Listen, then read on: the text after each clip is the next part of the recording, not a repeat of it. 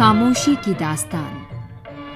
भारत के महानतम प्रवासी की वापसी के पहले वर्ष की खामोशी की महागाथा। आकाशवाणी की विशेष शताब्दी श्रृंखला खामोशी की दास्तान प्रस्तुत है आज की कड़ी।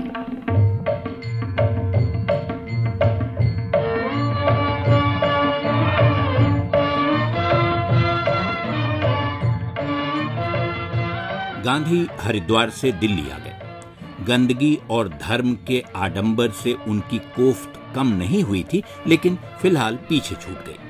फिर मिलेंगे वाले अंदाज में। आगे दूसरी गतिविधियां थीं, कुछ सामाजिक, कुछ मोटे अर्थों में राजनीतिक। रावजी भाई देवधर और कोतवाल कुंभ प्रवास के दौरान हरिद्वार पहुंच गए थे। सब लौट आए। फीनिक्स की टुकड़ी और मंगललाल वहीं थे, सफाई अभियान में जुटे। उनका काम अभी कुछ दिन और चलना था। दिल्ली पहुंचकर गांधी के पास केवल देवधर रुके, बाकी आगे चले गए। गांधी ने दिल्ली को कभी यात्री की तरह नहीं देखा था। ये उनके यात्रा कार्यक्रम में पहले से शामिल भी नहीं था, लेकिन इच्छा थी कि कुछ पुराने ऐतिहासिक प्रतीक चिन्ह देख सके, दिल्ली के इतिहास से मुखातिब हों, इन चिन्हों के मार्फत उसे समझें। इस बार मौका था तो गांधी उसे हाथ से नहीं जाने देना चाहते थे। इसी बीच 12 अप्रैल को वो अपने 2 यूरोपीय परिचितों मिस्टर एल्वाट और मिस्टर वेस्टन से मिले। मुलाकात का समय सुबह का था। दोपहर में गांधी ने कुतुब मीनार देखी तो कई तरह के ख्याल मन में आए।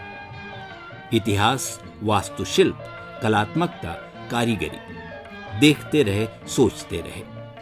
खुद से बड़ा कुछ गढ़ने की मानव इच्छा और कल्पना की भव्यता की सराहना करते।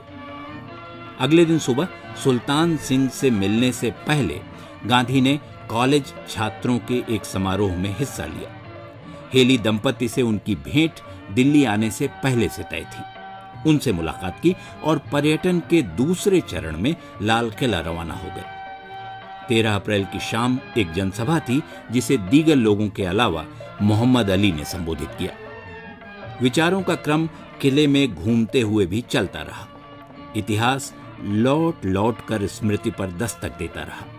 विशालता और भव्यता आंखों में समाती रही। गांधी की अगली यात्रा दक्षिण भारत की थी। मद्रास जाना था।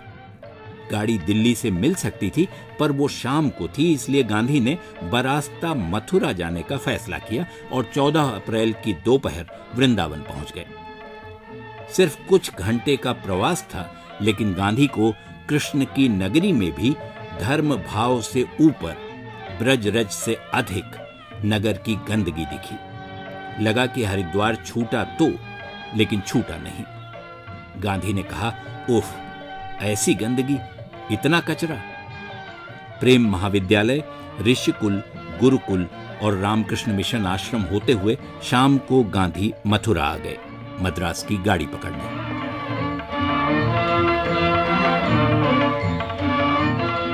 खामोशी की दास्तान भारत के महानतम प्रवासी की वापसी के पहले वर्ष की खामोशी की महागाथा। ये थी आकाशवाणी की इस विशेष शताब्दी श्रृंखला की आज की कड़ी। शोध, आलेख और वाचन स्वर मधुकर उपाध्याय। प्रस्तुति मनोज मायंकर।